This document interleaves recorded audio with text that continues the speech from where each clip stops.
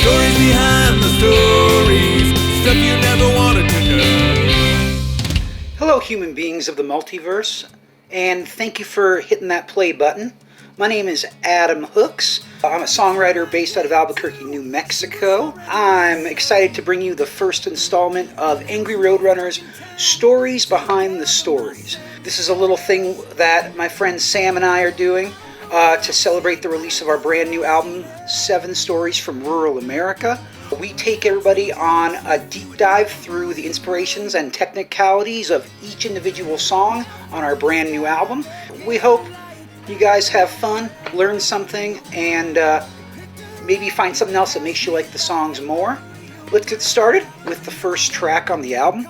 It's called Big River, and you are correct in assuming that I stole the song title from the incredible Johnny Cash song of the same title, because, the song's about the Rio Grande River and alien abduction along said river. There's a lot that goes into the influence behind the story, so let me tell you a little bit about that as far as the lyrics are concerned. It deals with New Mexico's history of extraterrestrial phenomenon.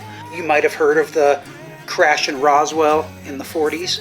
It also talks and deals a little bit with the borderlands and their disturbing history with missing and murdered people, specifically indigenous women.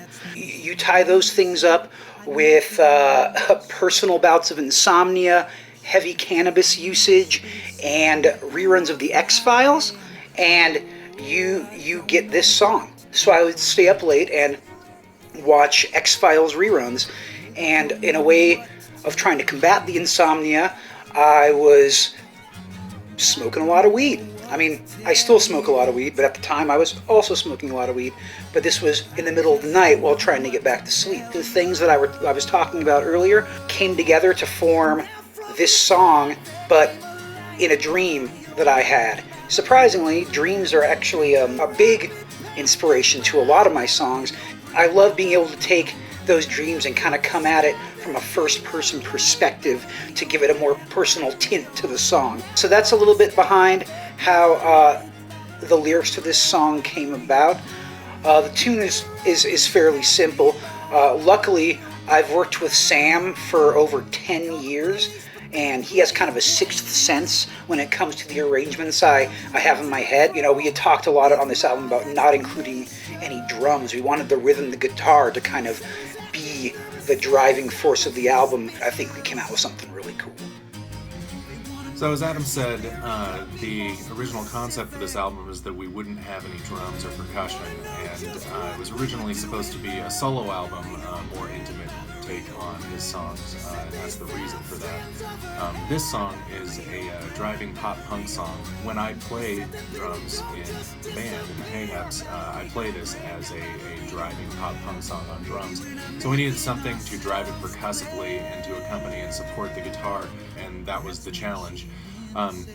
Adam and I have been playing together for years, and when I arrange something halfway or just throw out ideas, I have a hard time putting it into words effectively. So when I describe what I'm thinking, often Adam doesn't like the idea. So on this one, I didn't ask for his permission. I just came up with the idea, I came up with it, gave him a near finished product because I just couldn't figure out how to describe it effectively. I didn't want to put all that work into it and then have him tell me no, but I couldn't figure out how to describe the idea that a string quartet could substitute for a rock trio effectively without just doing it. So I just jumped in and started, and this is what came out. String quartets using a spiccato articulation in Baroque music particularly are very aggressive and punchy.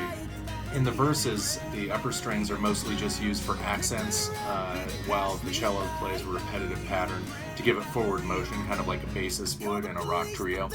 But then the choruses need to be a bigger sound, but not cover the vocals, so I spread out the instrument ranges. Instead of using the low strings to provide the rhythmic motion, like in the verses, I use the upper strings to play an Alberti bass style accompaniment.